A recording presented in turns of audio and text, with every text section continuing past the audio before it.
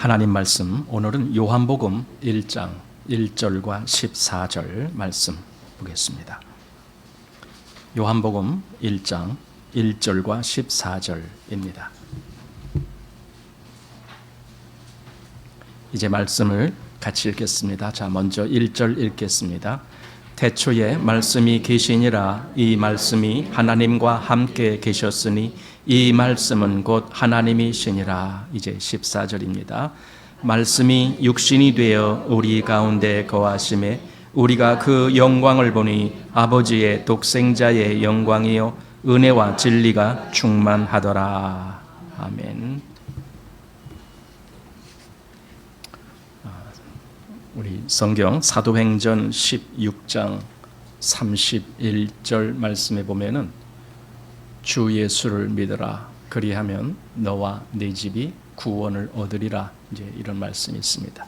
기독교인들이 이 말씀을 잘 외웁니다. 그리고 다른 사람들에게도 이 말씀을 잘 전합니다. 주 예수를 믿으라 그리하면 너와 네 집이 구원을 얻으리라. 이 말씀은 바로 그 앞에 있는 30절 말씀에 질문이 있기 때문에 나온 대답입니다. 그 질문은 빌립보라고 하는 지역, 마게도냐 지역의 한 지역인데 그 빌립보 지역의 감옥에 사도 바울과 실라가 거기 갇혔습니다. 그런데 그 감옥에 관리하는 간수가 있었습니다. 그 간수가 사도 바울하고 실라 앞에 거기 부복한 마음으로 엎드리면서 질문한 겁니다. 선생들아, 내가 어떻게 하여야 구원을 얻으리까? 그랬을 때의 그 대답이 주 예수를 믿어라 그리하면 너와 네 집이 구원을 얻으리라, 이렇게 대답이 나왔던 것입니다. 그래서 지금 기독교에서는요, 주 예수를 믿으라라는 말을 아주 많이 합니다. 권면해 주는 말이 주 예수를 믿어야 됩니다. 당신은 예수를 믿어야 됩니다. 이런 말을 아주 많이 하는 것을 우리가 듣게 됩니다. 자, 그런데 그 예수가 누구냐고요? 누구길래 그렇게 그 예수를 믿으라라고 하는 건가? 그 예수가 도대체 어떤 분인가? 그리고 왜 믿어야 되느냐? 이런 질문. 그리고 또 하나는 그리하면 구원을 얻는다라고 했는데 도대체 구원이라는 게 뭐냐라는 이런 질문. 사실 이런 질문들을 하나하나 우리가 좀 살펴보아야 되는데 그런 것에 대한 아무런 살핌도 없이 그저 주 예수를 믿으라 이렇게 말한다는 것이 조금 사람들에게는 버거운 말로 들릴 수도 있습니다. 쉽지 않은 말입니다. 그래서 이제 오늘은 제가 이런 어쩌면 기독교의 기초적인 그런 사항들, 그런 내용들, 이런 포괄적인 질문들에 대한 이런 내용들, 이런 것을 한번 같이 생각해 보고 싶습니다.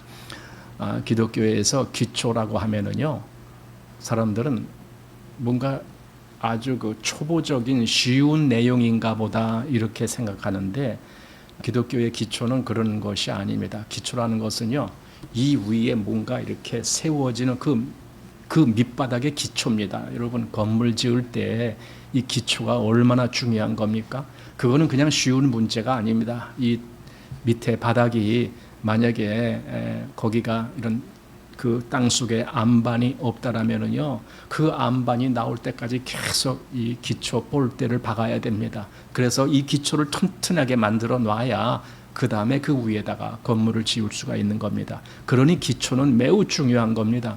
제가 여러분들에게 이 기초라고 말씀드리는 이유가 바로 그겁니다.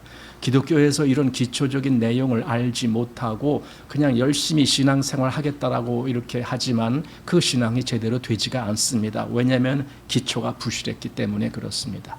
그래서 제가 이제 앞으로 기회 있을 때마다 이제 여러분들에게 이런 기초적인 내용들을 좀 말씀드리려고 합니다. 기초라고 결코 쉬운 내용 아닙니다. 아마 오늘도 여러분들에게 드리는 말씀이 쉬운 내용이 아니고 어떤 분에게는 오히려 다른 말씀보다도 더 어려운 말씀이 될 수도 있겠다라는 생각을 하면서 제가 이 말씀을 드리려고 합니다. 창세기 1장에 보면은 1장 2절에 땅이 혼돈하고 공허하며 흑암이 깊음 위에 있고 라는 말씀이 있습니다. 그 말씀은 하나님이 뭔가 역사하시기 이전의 상태가 이렇다라는 의미입니다. 거기에 나오는 단어들, 공허라는 말은 비었다라는 뜻이잖아요. 그건 다른 말로 하면은 가치 있는 것이 없다라는 말도 됩니다. 혼돈이란 말은 무질서라는 말입니다. 그러니까 땅이 혼돈하고 공허하며 이렇게 했는데, 혼돈, 뭔가 이렇게 정리가 안 된 거예요. 그런 말을 우리 가끔 들어요. 카오스라고 하는 그런 말을 들어요. 카오스 이론이다, 뭐 이런 거. 그 카오스 이론이 일정한 형태의 법칙이 아니라 막 이렇게 어떤 정해진 것이 없이 막 제멋대로 움직이는데 거기서 뭔가가 일어나는 뭐 이런 걸 카오스라고 합니다. 영어로는 chaos 이렇게 발음하는데 카오스, 우리말로 그렇게 얘기합니다. 혼돈이라는 개념도 일종의 그런 겁니다. 뭔가 이렇게 정렬이 안 돼 있어요. 질서가 없어요. 막 뒤죽박죽 돼 있어요. 한마디로 무질서, 이게 혼돈입니다. 그리고 또 공허하다, 그 무가치, 그러니까 무질서와 또 무가치와 그 다음에 흑암이 깊음 위에 있다. 이게 흑암이라는 것은 빛이 없다라는 겁니다. 한마디로 우리 그걸 한자로 무광 이렇게 얘기를 하거든요. 그러니까 무질서, 무가치, 무광한 그 상태가 무슨 상태냐? 하나님이 아직 개입하기 이전의 상태. 그걸 그렇게 말하는 겁니다. 한마디로 거기에서는 의미가 없다라는 겁니다. 하나님이 거기에 개입하시지 아니하면은 거기에는 아무 의미가 없다. 이것이 창세기 1장 2절에서 말씀하시는 모습입니다. 그런데 거기에 이제 하나님의 신은 수면에 운행하시니라, 이렇게 뭔가 하나님의 어떤 역사가 거기에 가까이 접근해 오고 있다라는 것을 말씀했습니다. 그런데 이제 오늘 읽은 요한복음 1장 1절 말씀 보면은 태초에 말씀이 계시니라. 보세요. 아까 창세기 1장 2절에서 땅은 혼돈하고 또 공허하며 흑암이 깊음 위에 있다 그랬는데, 거기에 하나님이 어떻게 개입하십니까? 3절 보면은 하나님이 가라사대 빛이 있으라 하심에 빛이 있었고, 이렇게 시작되거든요. 창조의 시작은 빛입니다. 근데 하나님이 그렇게 말씀을 하시니까 빛이 있었다, 이렇게 이제 성경은 말씀해 줍니다. 그게 시작이에요. 그런데 요한복음 1장 1절에 보니까 바로 그것이 또 생각나게 하는 말씀이 있는 거예요. 태초에 말씀이 계시니라, 이렇게 말씀하고 있고, 또 좀 지나서 4절 말씀을 보니까 그 안에 생명이 있었으니 이 생명은 사람들의 빛이라 하면서 빛이 나옵니다. 아까 창세기에서 처음으로 하나님이 창조하신 것이 빛이 있으라 했는데, 지금 요한복음 1장 4절에 또 그 내용이 나온 겁니다. 그런데 그 빛은 그냥 단순한 빛을 말한 것이 아니라 생명을 얘기하는 거예요. 그러니까 생명이 없는 곳에 생명이 있어야 되는 것처럼 창세기의 그 창조에는 중요한 것이 생명이었거든요. 나중에 이제 하나님이 하나하나 뭐 둘째 날, 셋째 날, 넷째 날 이렇게 진행하면서 결국 하나님이 창조하신 것이 뭐냐? 생명이라는 거예요. 그래서 최종적으로 여섯째 날 제일 마지막에 우리 인간을 만드신 거예요. 근데 창세기 2장으로 가보면은요, 그 인간을 만드시는 내용이 하나님이 흙으로 사람을 지으시고 생기를 그 코에 불어 넣으시니 사람이 생명이 된지라, 이렇게 되어 있습니다. 비로소 생명 있는 존재가 되었다라는 뜻입니다. 근데 보세요. 하나님이 생기를 그 코에 불어 넣으셨다. 이것도 일종의 창조잖아요. 생명을 인간에게 주신 창조라는 거예요. 그러니까 그 생명이 있기 이전의 상태는 뭔가 흙으로 지음을 받았다 할지라도 그 상태는 의미가 없는 거예요. 그래서 무가치한 거고, 아까 뭐 공허하다, 그거나 똑같은 거예요. 하나님이 진짜 궁극적으로 창조하시는 창조는 생명인 거예요. 생명이 있을 때라야만이 그것이 가치 있고, 그것이 질서가 있고, 그것이 빛이 되고 그러는 거예요. 그래서 요한복음 지금 1장 4절에 그 안에 생명이 있었으니 이 생명은 사람들의 빛이라, 이렇게 말씀한 거예요. 자, 그런데 이제 5절 말씀을 한번 보십니다. 빛이 어두움에 비추되 어두움이 깨닫지 못하더라, 이렇게 되어 있습니다. 어두움이라고 하는 상태는 아직 하나님과 상관없는 상태를 말합니다. 아까 창세기에서 하나님이 빛이 있으라 라고 3절에서 말씀하시기 그 이전 상태, 그것이 2절이거든요. 어떻게 됐다고요? 땅이 혼돈하고 공허하며 흑암이 깊음 위에 있다, 이렇게 되겠죠. 흑암이라는 말씀이 나왔어요. 어둠이라는 거예요. 하나님이 뭔가 의미 있는 역사를 하시기 이전의 상태. 그런데 지금 여기 요한복음에 오니까 그 상태가 여기 이때에도 계속 그것이 그대로 흑암의 상태로 있었다라는 거예요. 그래서 빛이 어둠에 비친 거예요. 어둠에 비친 거예요. 빛은 지금 어디 밝은데 다시 비춘 것이 아니라 어두운 상태에다 빛을 비춰주신 거예요. 그러나 어두움이 깨닫지 못한다라고 말했습니다. 무지라는 거죠, 한마디로.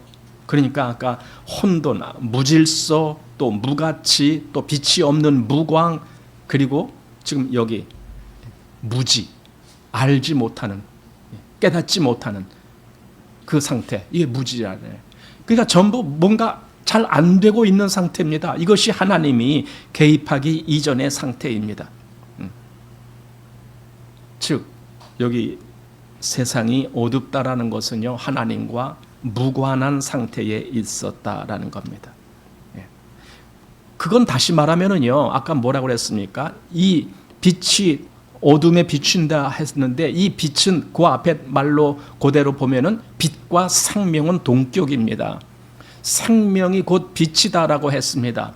그러니까 빛이 어둠에 비추되 어둠이 깨닫지 못했다. 그 말은 생명이 없는 그들에게 비춰줬지만 생명 없는 그들은 그 생명을 받지를 못한다. 지금 그 말입니다. 한마디로 뭔가 소통이 안 되는 거예요. 그것이 하나님이 없는 상태의 세상입니다. 제가 처음에 시작할 때에 기독교의 기초를 말씀드린다라고 말씀드렸는데 여러분 벌써부터 좀 어렵죠. 기초가 이렇게 어려운 겁니다. 하지만 기초를 잘 만들어 놓으면 그 다음부터는 쉽습니다. 그래서 기초가 오늘 어렵더라도 정신을 차리시고 아마 집중해서 좀 이 말씀을 잘 알아들으려고 한번 그렇게 마음을 써보시기 바랍니다.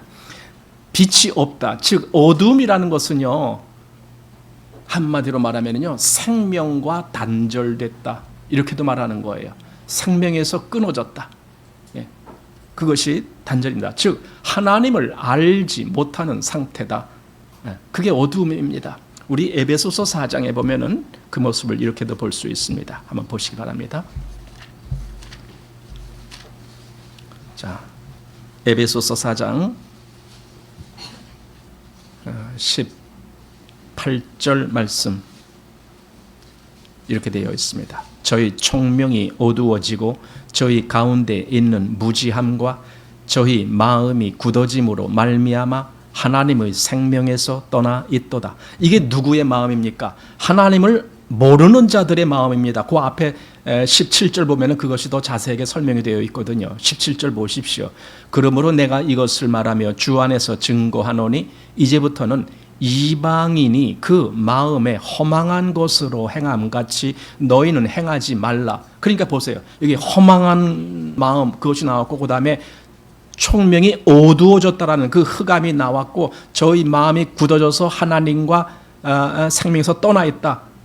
이런 무지함에 대해서 말하고 있고, 그러니까 아까 창세기에서 보면은 창세기 1장 2절에 나오는 하나님이 빛이 있으라 하시기 그 이전의 상태와 똑같은 거예요, 이게. 그런데 여기서 말하는 이것은요, 이 온 우주나 이런 어떤 세상을 이야기하는 것이 아니라 사람이 그렇다는 거예요. 그러니까 사람이 하나님을 만나기 이전에는, 하나님을 알기 이전에는, 그 하나님과 관계가 맺어지기 이전에는 창세기 1장 2절의 상태가 되는 거예요. 여러분, 이거 무시무시한 말이에요. 우리는 그냥 각자 제멋대로 나 그래도 잘 살고 있어 이렇게 말할지 모르지만은요, 그러나 사람을 잘 아시는 하나님이 지금 말씀해 주시는 거예요. 하나님을 정말 제대로 알기 이전의 상태가 뭐냐? 그건 빛이 없는 상태예요. 어둠의 상태예요. 혼돈의 상태예요. 무가치한 상태예요. 무지의 상태예요. 그게 지금 여기서 말한 17절, 18절의 말씀이 다 그거 얘기예요. 그러니 거기에 어떤 역사가 일어나야 됩니까? 거기에 빛이 비춰져야 됩니다. 빛이 비춰져야 됩니다. 그래서 그 빛에 의해서 그 모든 것들이 무질서가 질서 있게 되고, 생명이 없는 곳에 생명이 있게 되고, 가치가 없는 곳에 가치 있는 어떤 역사가 일어나야 되고, 이런 모든 것들이 바뀌어져야 되는 거예요. 이걸 다른 말로 구원이라고 얘기하는 거예요. 아까 주 예수를 믿으라, 그리하면 너와 내 집이 구원을 얻으리라 그랬잖아요. 구원 얻는다는 것이 이렇게 바뀌는 것을 얘기하는 거예요. 사람들은 이것을 잘 너무 섣불리 쉽게만 해석을 해서 실제적인 구원의 역사가 없는 경우를 우리가 많이 보게 되는데, 성경이 말하는 구원은 이러한 상태가 그 빛에 의해서 완전히 다시 바뀌어지는 것을 의미하는 거예요. 그럼 왜 이런 상태가 됐습니까? 우리가 잘 알듯이 창세기 3장에 보면은요, 그 첫사람 아담과 하와의 거기서 문제가 생기잖아요. 뱀이 우리 첫사람을 그렇게 유혹을 해갖고 하나님을 알지 못하는 상태로 끌고 간 거예요. 그래서 하나님의 생명에서 떠나게 만들어버린 거예요. 다시 흑암으로 가게 만든 거예요. 무지한 상태로 만든 거예요. 이게 모든 사람의 상태입니다. 여러분, 하나님을 알지 못하는 사람들은요, 이 세상 사는 것이 재밌고 좋다, 날마다 맛있는 것도 먹을 수 있고 좋은데 구경도 다니고 좋다 하지만은요, 그거는요 흑암 가운데 있는 거예요. 그리고 결국은 흑암 가운데 있기 때문에, 그 안에 이 생명이 없기 때문에 결국 가는 데가 어디입니까? 영원한 형벌받는 불못에 들어가는 거예요. 그래도 뭐가 좋습니까? 그거 좋은 거 아니잖아요. 이 세상에서 잘 먹고 잘 사는 거 그게 좋습니까? 결국은 내가 어떻게 되느냐, 그게 문제지 아닙니까? 우리는 결과에 대해서 중요하게 여기잖아요. 내가 무슨 일을 하더라도 결과가 뭐냐는 거예요. 결과가. 여러분, 학교에서 공부를 열심히 한다고 그래요. 그런데 시험만 보면은 30점밖에 못 맞아. 그러면 열심히 하는 의미가 뭐가 있어요? 아무 의미 없는 거예요. 열심히 했으면 결과가 예를 들면 한 95점 나왔다. 그러면 그래도 꽤 결과가 좋다. 이렇게라도 말할 수 있잖아요. 한국 사람들은 몇 년 동안 영어 공부를 해요. 10년 동안을 중학교, 고등학교, 대학교 해갖고 10년 동안을 영어 공부를 했는데 미국 사람 만나면 한마디도 못한대요. 결과가 뭐예요? 결과가 빵점이에요. 그럼 공부하는 의미가 없잖아요. 안 그래요? 그냥 뭔가 했으면 그 결과가 뭐냐고요. 그러니까 우리가 이 땅에서 좋다, 재밌다, 요즘 살맛 난다, 돈만 있으면 얼마든지 살맛 난다, 재밌는 거 다 할 수 있어. 그 결과가 뭐냐고요. 결과가. 왜 하나님을 알아야 되는데요? 하나님이 그 우리의 모든 인생은 물론이거니와 이 온 우주조차도 하나님의 정해 놓으신 그 법칙과 원리 안에서 지금 움직여지고 있고, 그 최종 이 모든 것들을 심판하실 분이 하나님이시거든요. 심판하신다는 것은 뭡니까? 하나님의 창조의 의도대로 이것이 제대로 되었는가, 그걸 나중에 다 평가하겠다는 거예요. 우리 시편 50편을 한번 보십시오.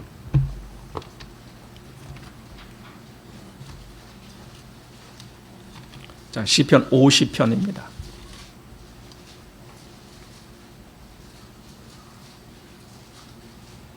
6절 말씀입니다.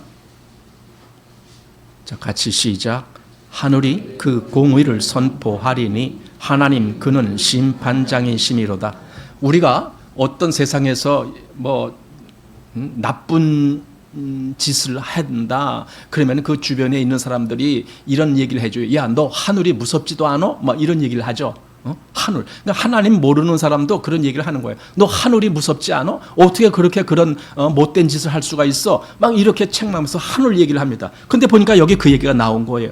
하늘이 그 공의를 선포하리니, 여러분, 이게 실제구나. 그러니까 사람들이 괜히 너 하늘이 무섭지 않냐라는 소리는 괜히 한 소리가 아니라 실제로 하나님이 뭔가를 하시는 것이 있다라는 걸 잠재적으로라도 알고 있는 거예요. 그러면서 그 다음에 하나님이 심판장이시미로다. 하나님은 이 모든 창조한 피조물들에 대해서 심판하시겠다라는 거예요. 그 피조물들이 제대로 모든 역할을 했는지, 하나님의 의도에 맞게끔 그것이 역할을 했는지, 이런 걸 심판하시겠다라는 거예요. 그래서 나중에 심판한 결과가 영원한 형벌받는 곳도 있고 영원한 영광에 거하는 곳도 있고 이렇게 나눠지는 거예요. 뭐 천국이냐 지옥이나 용어가 중요한 것이 아니에요. 실제로 그것이 어떤 곳이냐가 중요한 거 아닙니까? 어떤 곳이냐고요. 지옥이라는 데가 어떤 곳이고 천국이라는 데가 어떤 곳이냐, 이게 중요한 거 아닙니까? 네. 한마디로 하나님 믿는 것은요, 믿고 싶으면 믿고 믿기 싫으면 안 믿어도 되는 그런 게 아니에요. 이건 우리 인생에서 가장 중요한 문제예요. 내가 왜 사느냐고요. 아까 제가 결과가 중요하다고 그랬잖아요. 인생이 우리 뭐 7, 80, 90, 요즘 뭐 100세까지도 산다고 좋아들 하지만 그 결과는 뭐냐고요. 100세까지 살았다. 그래, 그 결과가 뭐냐고요. 결과가 정말 영원히 하나님으로부터 떨어져 나가서 영원한 고통받는 곳에 가는 게 그게 결과라면 그게 뭐가 좋아요. 100세 아니라 200세를 산들 그게 뭐가 좋아요. 하나님을 알지 못하는 인생에게는요, 한마디로 비극이에요.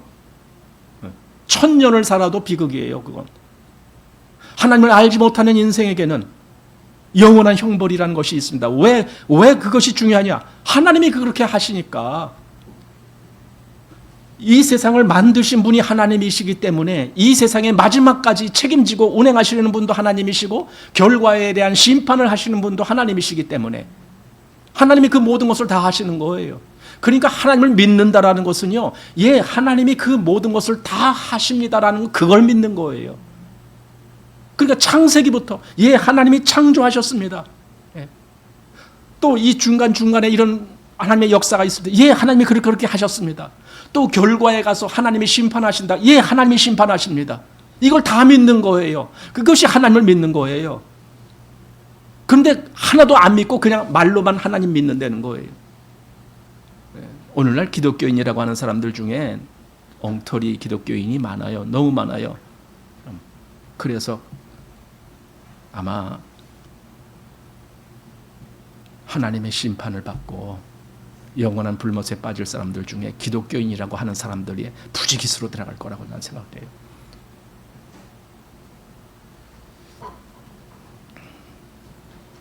여기 하나님의 생명에서 끊어진 상태, 즉 하나님을 알지 못하는 상태, 그것이 여기 에베소 4장 18절 있는 말씀. 저희 마음이 굳어짐으로 말미암아 하나님의 생명에서 떠나 있도다. 이 상태, 하나님의 생명에서 떠나 있는 상태, 끊어진 상태, 멀어진 상태, 그거예요. 그게 인간이에요. 그러니까 인간은 반드시 다시 하나님과 연결이 돼야 돼요. 다시 연결이 돼요. 이게 관계를 맺는다, 그 뜻이에요. 하나님과 관계를 맺는 것은요, 어렵지 않아요. 뭡니까? 하나님을 믿으면 되는 거예요. 그 신뢰한다는 거예요. 신뢰. 하나님을 신뢰하는 마음. 그러면 하나님도 그를 붙잡아 주셔요. 그래, 네가 나를 믿는구나. 이 관계가 다시 맺어지는 거예요. 물론 그 관계가 맺어지기 위해서 꼭 처리해야 될 문제가 있었습니다. 그게 죄의 문제라는 겁니다. 하나님은 그것까지도 다 해놓으셨어요. 오늘은 그 얘기를 하지는 않겠습니다만은 하나님이 그 문제를 다 해결해 놓으시고, 그리고는 이제 너와 나 사이에 문제가 해결됐으니 너는 걱정 말고 내게로 와라. 지금 이거예요. 수고하고 무거운 짐진 자들아, 다 내게로 오라. 너희 돈 없는 자도 오라. 너희는 와서 사 먹되 돈 없이 값 없이 와서 포도주와 젖을 사라. 부르신단 말이에요, 하나님이. 왜? 내가 이 모든 문제를 다 처리해놨기 때문에. 이게 하나님께로 가는 길이 열렸다라는 의미입니다. 기독교는 그래서 그 하나님을 그렇게 믿는 거예요. 하나님이 이 모든 것을 이렇게 처리하셨습니다. 나 하나님을 믿겠습니다. 왜? 나는 내 인생에서 가장 중요한 것이 그거라고 생각합니다. 비록 내가 이 세상에서는 뭐 어떻게 살든, 내가 뭐 부자로 살든 가난하게 살든, 또는 뭐 세상에서 높은 지위를 얻든 아무것도 아니든, 존경을 받든 존경을 못 받든, 세상에서 건강하게 살든 또는 건강하지 못해서 정말 아픈 그런 삶을 살든, 그 모든 걸 다 망라하고 제일 중요한 것이 뭡니까? 당신을 하나님을 알았느냐 이거예요. 그리고 당신을 하나님을 믿었느냐 이거예요. 그게 제일 중요한 거예요. 과연 이 의식을 갖게 되느냐고요. 이 온 세상이 하나님과 끊어진 상태라는 거예요. 그걸 보고 사망에 있다. 사망에 있다. 이걸 건져내야 됩니다. 사망에 있는 상태에 있는 사람들을 건져내야 되는 겁니다. 옛날에 가끔 그런 뉴스가 나온 적이 많았어요. 요즘은 그런 거 듣기 어려운 시대인데, 옛날에 저 강원도 쪽에 탄광이 많았어요. 근데 가끔 정말 불행하게도 그 탄광이 무너졌다라는 그런 뉴스가 나와요. 저기 갱도 저 밑에 한 500m 정도 되는 그 밑에서 채탄 작업을 하고 있던 그런 광부들 거기 15명이나 있는데, 이 중간에 이게 막 흙이 무너져서 갱도가 막혀버린 거예요. 그러니까 그 속에 있는 사람들 거기 갇혀버린 거예요. 그래갖고는 큰 뉴스로 나와요. 그냥 그 가족들은 물론이거니와 온 국민이 정말 정말 마음 아파하고 막 그런 뉴스들이 나올 때가 있었어요. 그럼 어떻게 합니까? 그 속에 있는 그 갇힌 그들이 무슨 수로 나와요? 못 나와요. 나올 수 있는 유일한 길은 이 밖에서 구조대가 들어가야 돼요. 그 막혔던 데를 다시 뚫든가, 아니면 새로운 또 다른 어떤 갱도를 다시 만들어 갖고 접근을 하든가, 뭐 이렇게 해갖고 하여튼 밖에서 누군가가 들어가서 건져내야 돼요. 그 전에 그런 영화가 있었어요. 국제시장이라는 영화 혹시 보셨나요? 독일에 우리나라 건설 근로자들이 가갖고 그들이 한 일이 이 탄광 작업을 하게 됐어요. 사실 그런 어려운 일들을 독일 사람들은 잘 안 하려고 그러잖아요. 왜냐하면 위험하니까. 그리고 그 근무 환경이 아주 열악하니까 거기서 일한다는 게 엄청 힘들고 그러니까 잘 안 하려고 그래요. 근데 우리나라 사람들은 어렵건 말건 빨리 돈을 벌면 돼. 그 당시 그랬어요. 여러분, 그 시대는요, 우리에게 돈이 생명이었어요. 너무 가난하니까, 나라가 가난하니까. 요즘 사람들은요, 그 시대가 뭔가 뭐 독재했다느니 어쩌느니 뭐 떠드는데, 저는 솔직히 아무것도 알지 못하는 사람들이 그런 소리 한다는 그렇게 생각되죠. 왜냐하면은 당신 일주일만 굶어봐. 독재고 뭐고 먹는 거 주는 사람이 최고야. 그렇게 생각되는 거예요. 그 시대가 그랬어요. 옛날에 보릿고개라는 말 저도 들었어요. 우리 집에서는 보릿고개를 겪지는 않았지만은 우리 주변에는 그렇게 보릿고개를 겪는 사람들이 많았어요. 그 당시에 어렸을 때. 학교에 도시락을 못 싸와요. 아예. 도시락을 싸와도 깡보리밥이라는 거 여러분 아십니까? 아주 새카매. 물론 쌀을 좀 섞는다라고 섞었어. 그래 하는데 쌀은 안 보이고 보리만 보여. 아주 새카맣게 보여요. 쌀밥을 싸올 수가 없어요. 아마 그때 쌀이 좀 비쌌는가 봐요. 그러니까 쌀 농사를 안 짓는 사람은 쌀밥 먹기가 힘들었어요. 지금은 쌀밥 억지로 안 먹고 보리밥 먹어요. 건강을 위해서. 그런 상태가 됐는데 참 이상한 상태인데, 옛날에는 그랬습니다. 그것도 못 싸우는 아이들도 있었고, 내 주변에 그런 아이들도 있어요. 그래서 보릿고개라는 말이 있었어요. 그 상태에서는요, 먹고 사는 문제가 첫째였어요. 먹는 문제를 해결해야 돼. 다른 건 지금 문제가 아니야. 먹는 문제를 어떻게 해결하느냐. 그래서 통치자는 그가 강압적으로 뭘 하든 말든 빨리 국민들을 먹게 해줘야 돼. 그게 첫째였잖아요. 근데 지금 배부른 사람들이 그때 독재를 했다 어쨌다 떠들어요. 참 이상. 그때 정치는 그때 시대를 반영을 해야 돼요. 지금 시대를 반영하면 안 되는 거예요. 그래서 저는 이 정치는 그 정치가 그렇게 행해진 그 시대에 그것이 틀렸는지 잘못됐는지 그때 판단을 해야 된다, 이런 생각을 갖고 있어요. 그러면은요, 우리 대통령들은 참 훌륭했어요. 저는 그렇게 생각해요.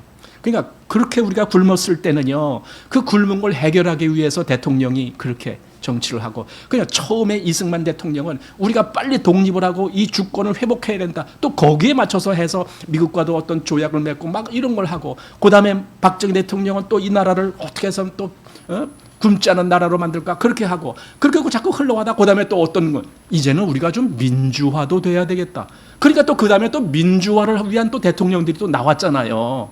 그래서 더 국민의 개개인의 인권과 뭐 이런 것을 또 존중하는 사회가 돼야 된다. 그러니까 또 민주화 대통령이 또 나오기도 하고, 이렇게 서로 그때마다 필요한 대통령이 나온 거예요. 그 대통령들이 거의 다 훌륭했어요. 우리나라 대통령은.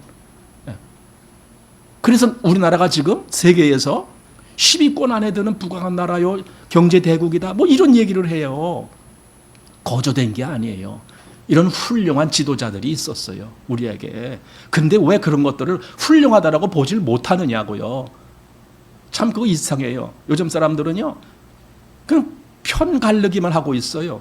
왜 편 갈르기를 해요? 그분들 다 훌륭한 분들이었어요. 정말 나라를 위해서 애쓴 분들이었어요. 저는 그렇게 보는 거예요. 뭐 좌파 우파 왜 그런 걸 따져요? 박정희 대통령도 훌륭했고 노무현 대통령도 훌륭했고, 이런 것들을 좀 제대로 볼 수 있어야죠.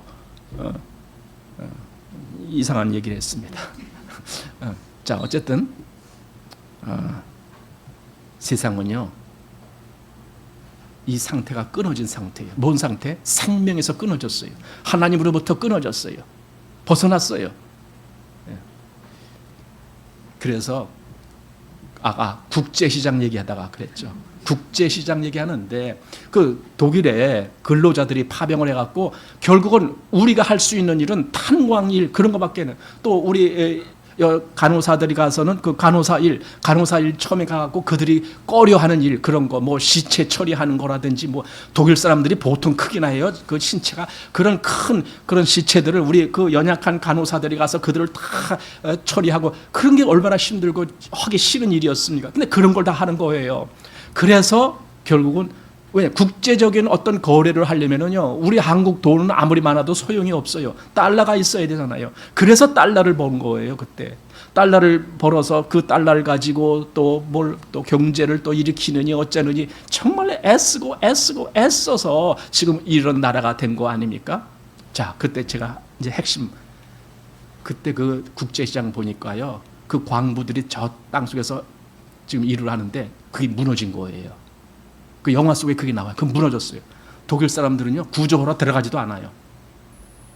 그러니까 우리나라 그 간호사 누군지 저는 이름도 모르겠는데 하여튼 주인공 있잖아요. 거기 보면은 남자 주인공, 여자 주인공. 그 간호사가 막 그냥 독일 사람들한테 막 욕을 해대는 거예요. 왜 구조 안 하냐고.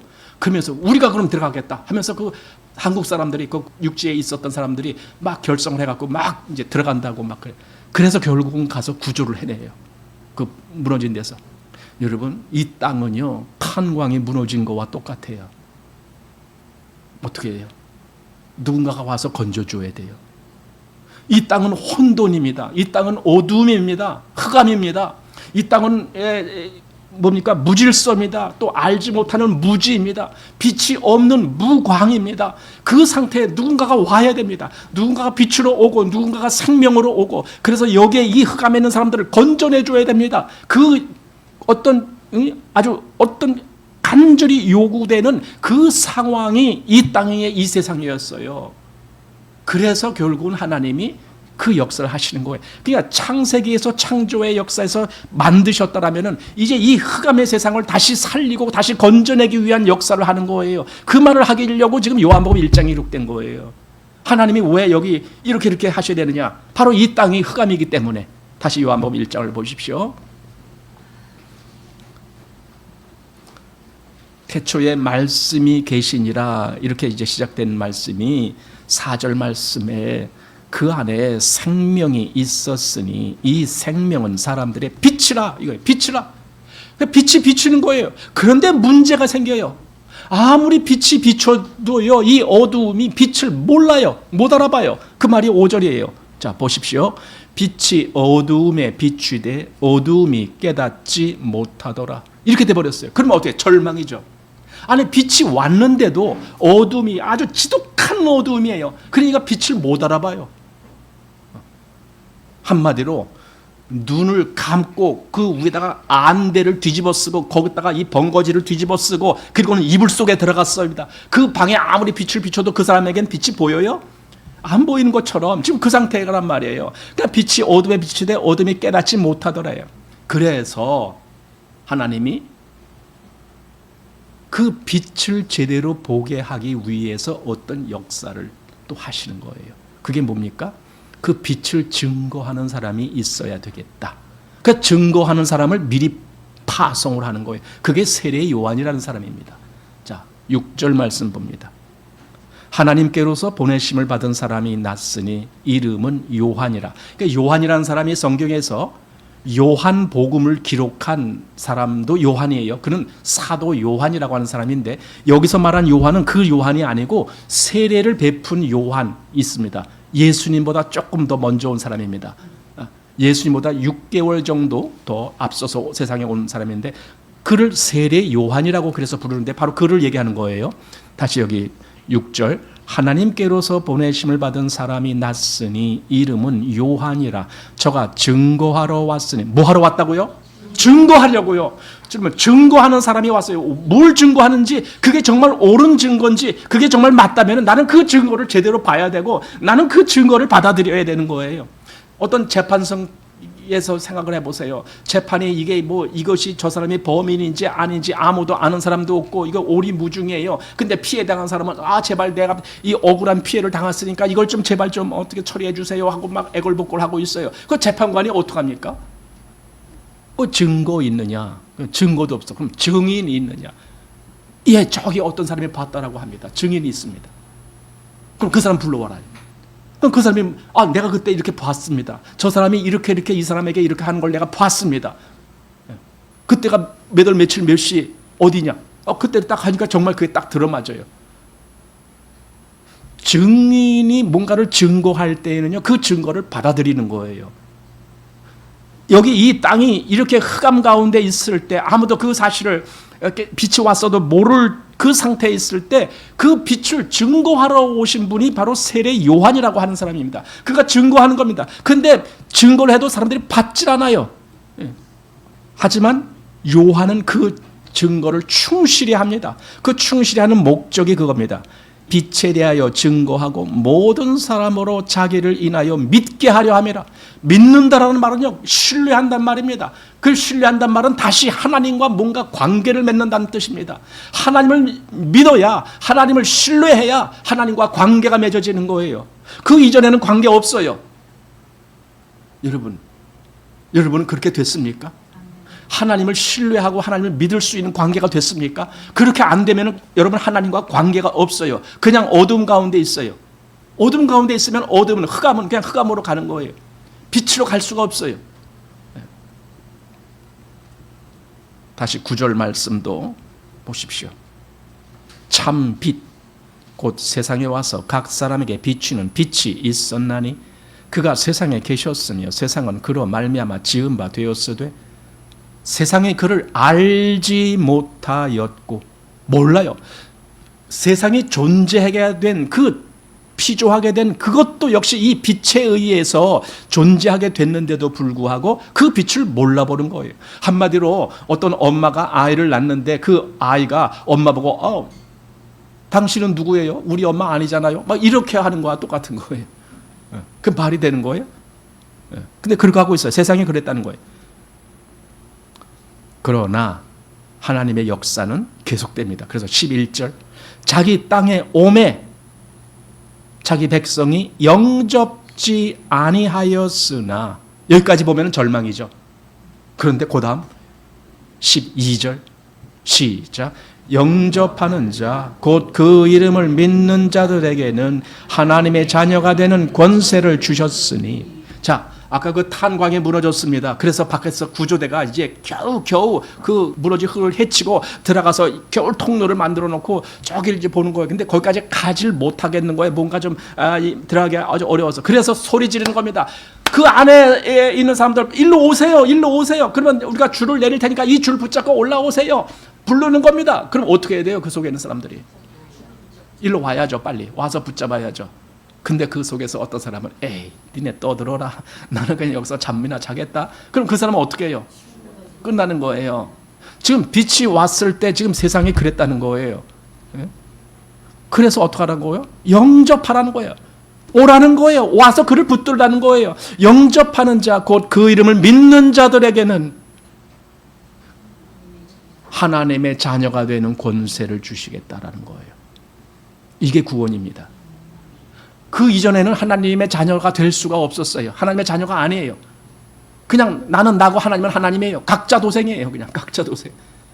그러니까 정말 이 빛으로 와라. 그리고 정말 하나님의 빛으로 보낸 그 이름을 제발 너가 붙잡아라. 그를 영접하라. 그를 믿어라.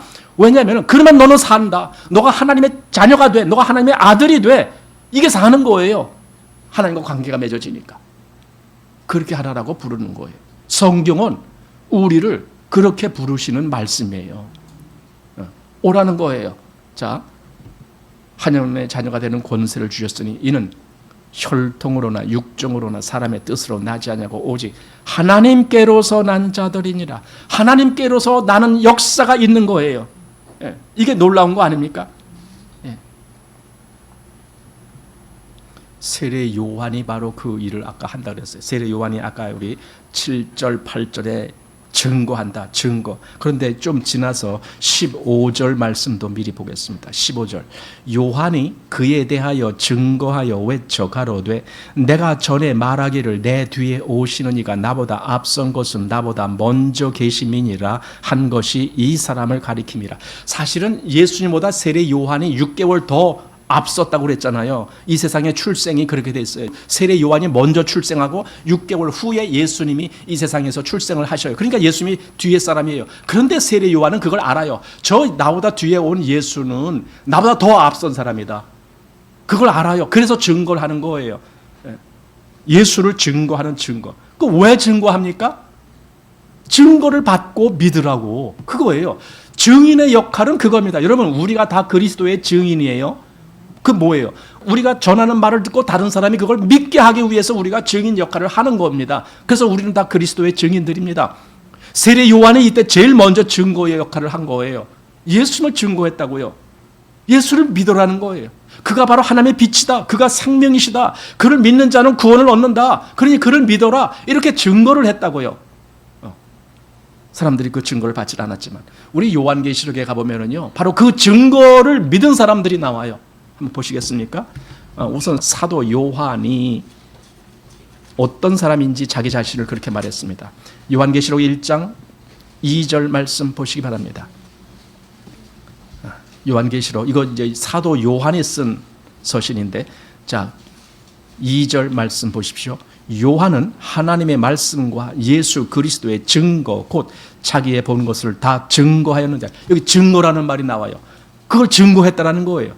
아까 세례 요한도 예수님을 증거했다라고 됐어요. 여기 사도 요한도 자기가 본 모든 것을 다 증거한다라고 되어 있습니다. 그리고 9절로 내려가 보십시오. 9절. 나 요한은 너희 형제요 예수의 환난과 나라와 참음에 동참하는 자라. 그리고 하나님의 말씀과 뭐예요? 예수의 증거를 인하여 반모라 하는 섬에 있었더니, 반모 섬에는 유배간 장소가 반모섬입니다. 아마 지도를 보시면 판모스라고 이렇게 나올 겁니다. 반모섬입니다. 그게 지중해에 있는데 그 연안에 있습니다. 반모섬. 거기 유배지입니다. 옛날에 우리나라도요, 저 유배지, 저기 어디 제주도 같은 데를 유배지로 썼었어요. 옛날에. 그러니까 섬을 유배지로 하면은 못 나오잖아요. 그러니까 섬을 그렇게 이제 유배지로 썼는데, 사도 요한이 그래서 반모섬에 갇혀 있었습니다. 유배하는 거. 거기서 그는 노역을 했습니다. 어떤 광산 일, 거기는 뭐 구리광산이 많았대요. 그러니까 구리광산 그런 거 채취하는 일, 뭐 이런 걸 하고 그랬다 그래요.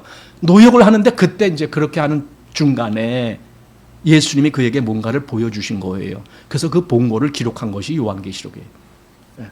자, 그리고 또 6장 말씀도, 요한계시록 6장 말씀, 6장 9절 말씀 보십시오. 다섯째 인을 떼실 때에 내가 보니 하나님의 말씀과 저희의 가진 증거를 인하여 죽임을 당한 영혼들이 제단 아래 있어. 이렇게.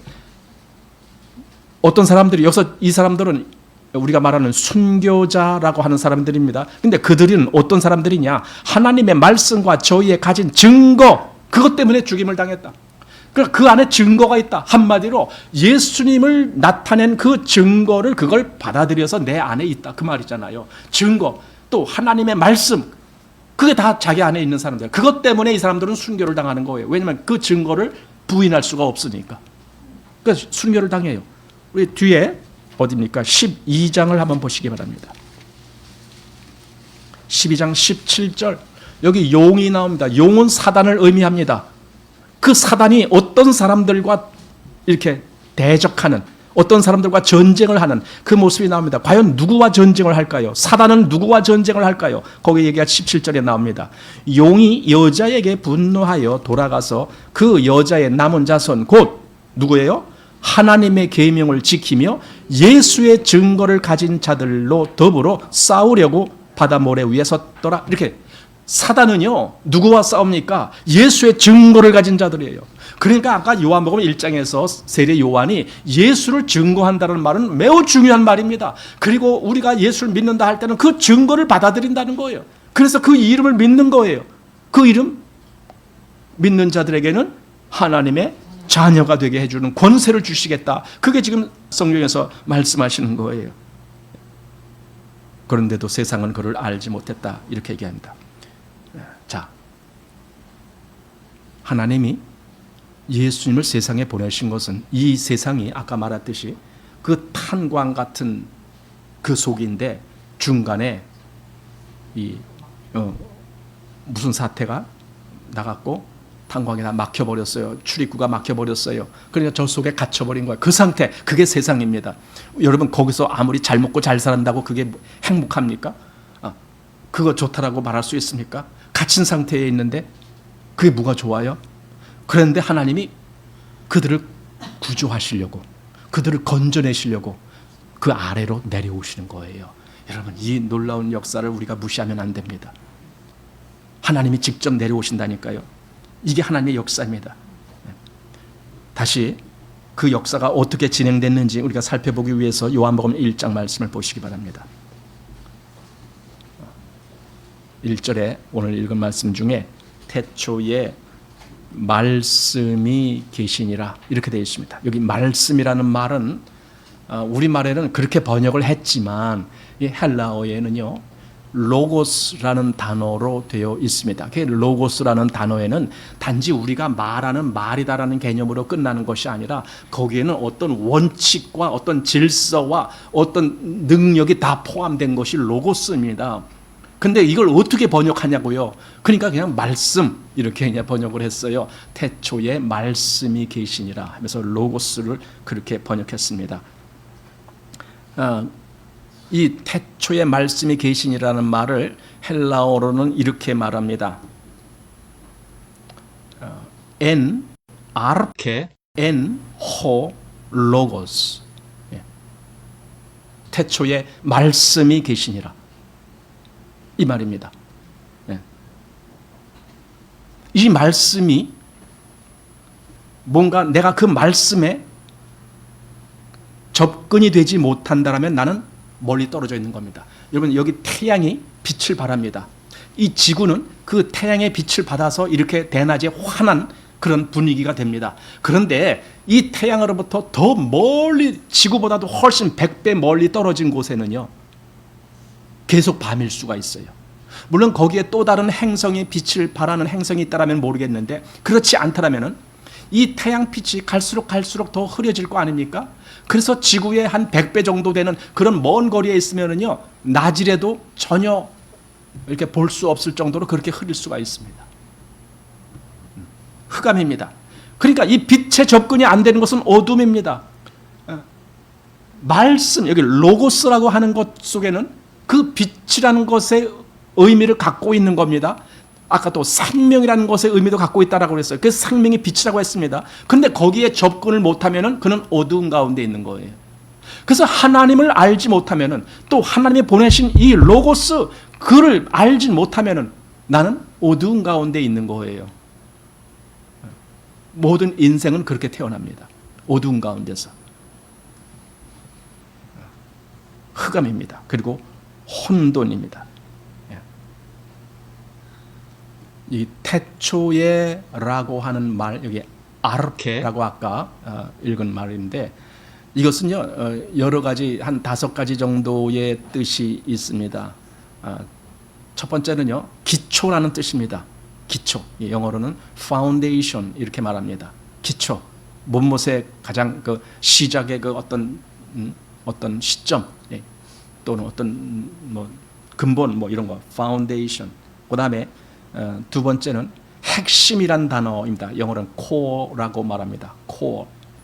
뭔가 핵심적인 중요함이 있다. 그다음에 또 세 번째로는 최종적인 관심 또는 아주 궁극적인 관심, 한마디로 목적이다라는 뜻입니다. 그래서 영어로는 ultimate concern 이렇게 얘기합니다.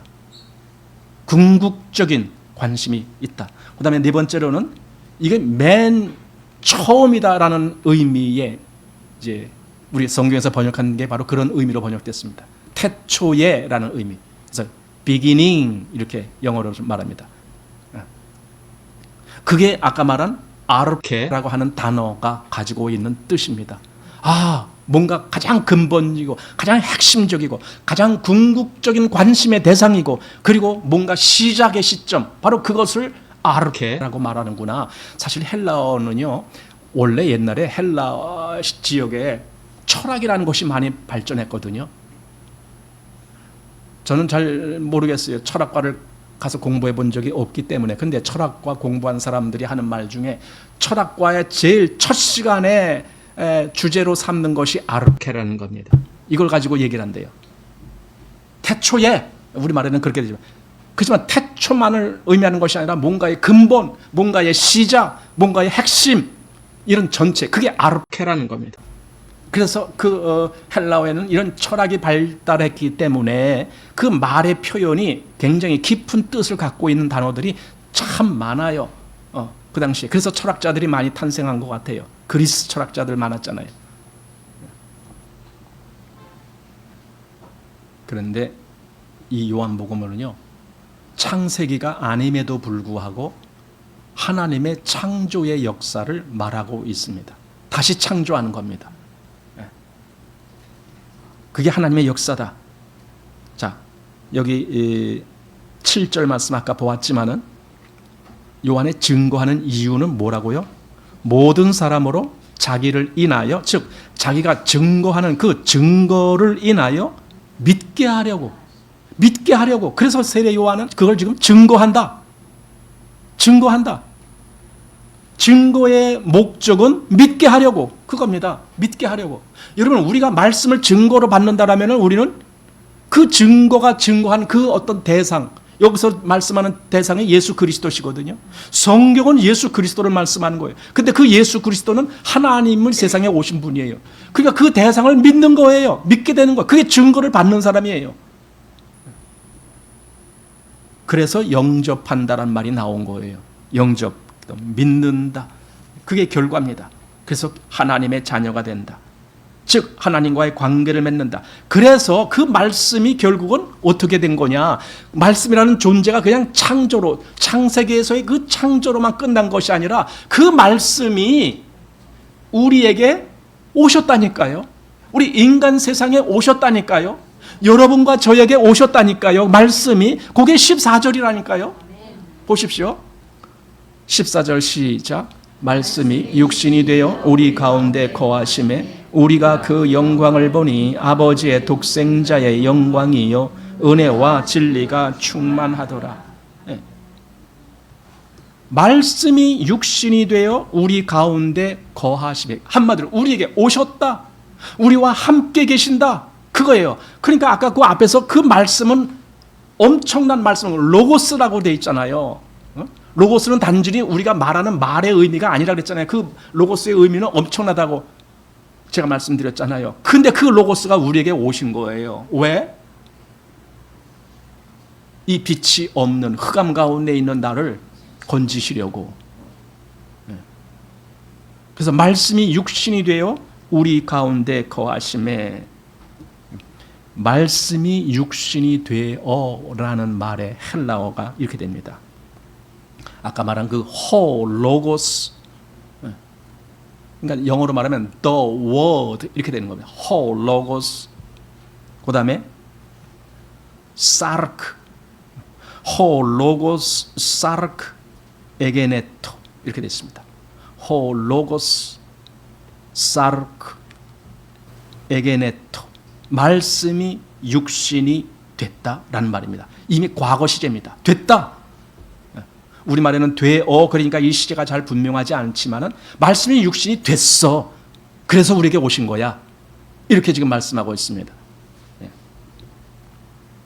빌립보서 2장 7절에 바로 그 내용을 설명해 주고 있어요. 한번 보십시오. 빌립보서 2장 7절입니다.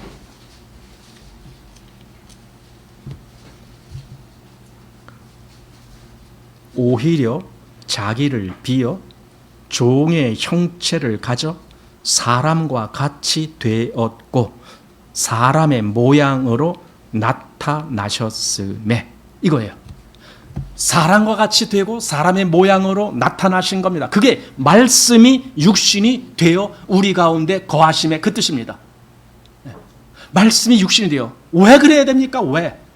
저 탄광 속에 있는 저 갇힌 그 광부들을 구조하기 위해서 이 위에서 구조대가 들어간 것처럼 우리가 흑암과 공허함과 무가치한 속에 있는 우리를 건지시기 위해서 그분이 우리에게로 오신다니까요.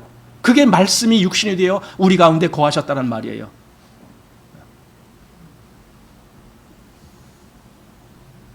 나중에 요한이 그 말씀이 육신이 되어 우리 가운데 거하시는 그분을 직접 가리키면서 증거하는 겁니다. 전에는 그냥 말로 증거했지만은 이제 그분이 여기 딱 나타났어요. 그래서 직접 그분을 가리키면서 보라. 보라. 그게 몇 절이에요? 요한복음 1장 29절. 같이 시작. 보라, 세상 죄를 지고 가는 하나님의 어린 양이로다. 이게 직접 보고 증거하시는 거예요. 저분이 하나님의 어린 양이야. 세상의 모든 죄를 짊어지고 가는 분이야. 그분이. 그러니까 세례 요한은 그걸 증거하는 거예요. 저분이 누구냐? 저 예수가 누구냐? 세상 죄를 지고 가는 하나님의 어린 양이라니까 하고 증거하는 거예요. 저를 증거하는 거야. 왜 증거하냐? 너희로 그를 믿게 하려고. 너희로 그 이름을 믿어 하나님의 자녀가 되는 권세를 얻게 하려고. 그 세례 요한은 얼마나 간절하며 그를 증거했을까요? 그런데 여기서 아이러니한 것이 있어요. 원래 세례 요한도 그가 누군지 몰랐다는 거예요. 여러분 아까 온 세상이 빛이 왔을 때 빛을 알지 못한다 그랬잖아요. 흑암의 빛을 모른다 그랬잖아요. 세례 요한도 마찬가지였어요. 예수님을 처음에 몰랐다니까요. 그 고백을 해요. 세례 요한이. 여기 한번 보겠습니다.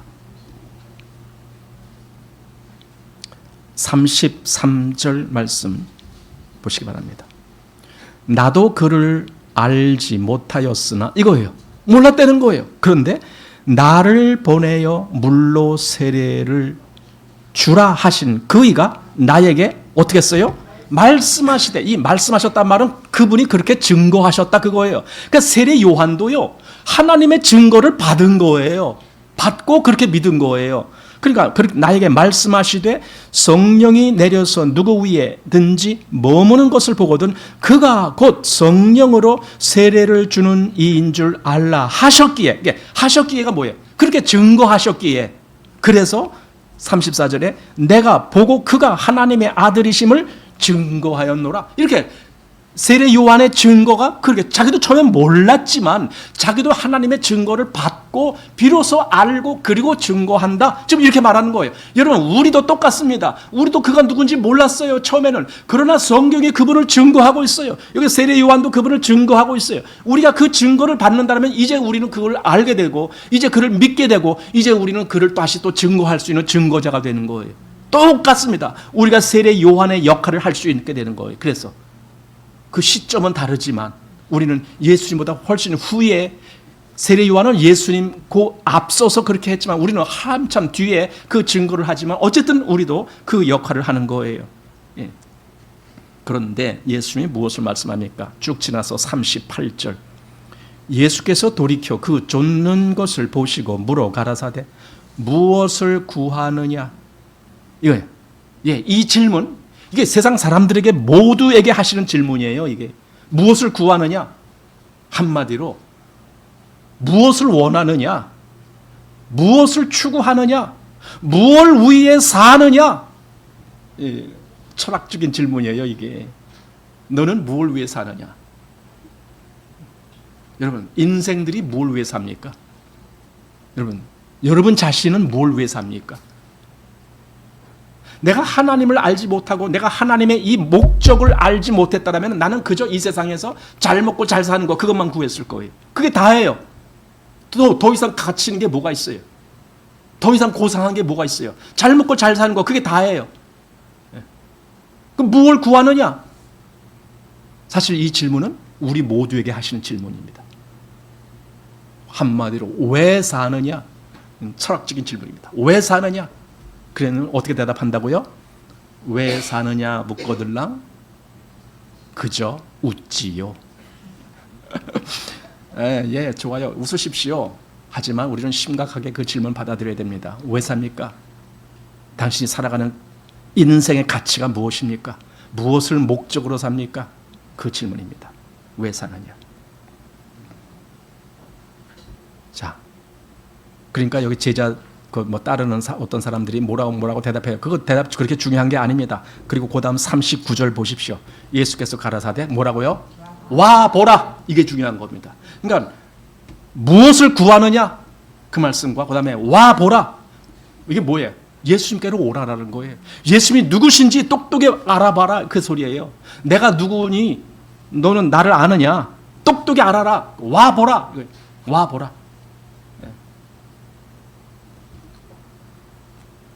예수님이 곳곳에 그런 말씀하셨습니다. 요한복음 7장 37절에 누구든지 목마르거든 내게로 와서 마시라.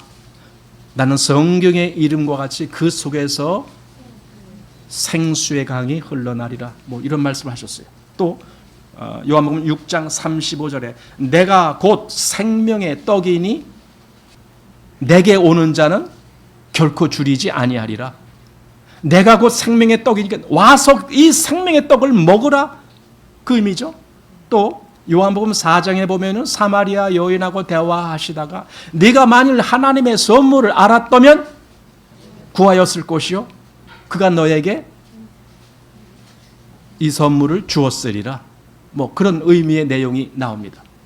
뭔가 예수님께로 가서 그 생수를 구하든지 그 선물을 구하든지 뭔가를 예수님으로부터 받아야 되는 거예요. 이것이 실제적으로 예수님과 관계를 맺는 것이고 뭔가 의미 있는 겁니다. 너 왜 사느냐라는 그 무의미한 그런 어떤 대답을 하지 말고 의미 있는 대답을 나 이래서 삽니다라고 하는 그 대답을 할 수 있는 그런 단계까지 가는 겁니다.